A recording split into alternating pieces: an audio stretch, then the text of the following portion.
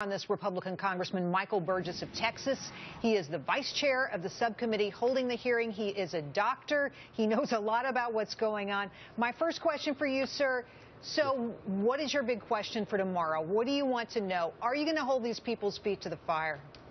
Well, it is, that's a valid question, because here we are at the middle of October and we're way behind. And the 1st of September, we were told by the people at the CDC that not to worry, we got this. The middle of September, of course, the president went to CDC and said Ebola has not come to this country, but if it does, we'll be prepared. And now a month later, we're clearly not only not prepared, we're behind. And we've got to stop being behind, and we've got to get back in front of this. I think the greatest thing that I'm anxious to hear from the CDC is how are you going to go about implementing the procedures? You've been talking about the procedures. You've been sending emails and brochures. How do you go about implementing? Because clearly the people at Presbyterian were not protected by the procedures that the CDC said they had in place. We've heard lots of complaints from people in the industry that all they get are websites and links that don't really explain what they're supposed to be doing. Congressman, do we need a Marshall Plan for this? Don't we need a plan? Don't we need somebody to lead this plan and have a vision of how this is supposed to work? Because let me tell you, it's clear that major fissures and cracks in this nation's healthcare infrastructure are being exposed tonight, and we are learning just how ill-prepared we are for a major infection, a major virus. Well, at a hearing at the end of September, I asked that very question: who is in charge if this gets worse? And no one could answer the question for me. And CDC, NIH, FDA were all present. Now, we do need a general, and we don't have a general in this fight right now. To that point, sir, Josh Earnest today at the White House said that the general is Lisa Monaco, who is the president's advisor from Homeland Security. Is that going to work? I don't think so. And of course, you've also got the Assistant Secretary for Preparedness and Response, who has been completely non-viz through all of this.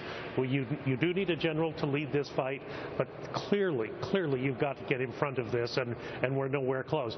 What I would do tomorrow, if I had the authority, would be to suspend all flights from Western Africa, or not flights, but visas for people coming from Western Africa into this country. I think we need to put a pause on the immigration or pause on the transportation side to give us a chance to recover. I think the fact that this new patient was transferred to Emory, I think that's a good thing. Every hospital, unlike what Dr. Frieden said a couple of weeks ago, every hospital is not prepared to deal with this. And let me ask you about that, because I understand that there was a teleconference with some 5,600 clinicians recently this week telling them exactly what CDC expects out of these hospitals.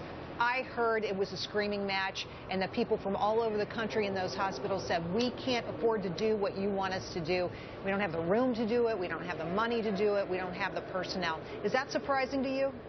It's not surprising, and that's why since early in this crisis, I said, let's move people to the centers where they can be taken care of. Dr. Brantley taken care of at Emory at the early part of August, and it all went well. But the problem was not Dr. Brantley, it was the individual who dropped dead in Lagos Airport right before he got on a plane to come back to Minneapolis. That was going to be the problem. We all knew there was a risk that someone would show up in an emergency room and be carrying this virus and might not be picked up originally. That has been a risk out there from the get-go. But once the patient is identified, look, you can't, if you're going to do research on this virus, you can't just do it at any university. You have to go to one of the 4 biolabs in the country.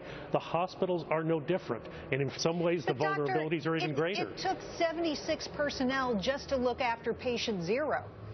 So if we were to get an onslaught of patients, I don't even think those 4 institutions could take care of all those people. Which is why you have to get control of this now, and that means not letting another person come in from Western Africa who's going to be the new patient 0 in another location.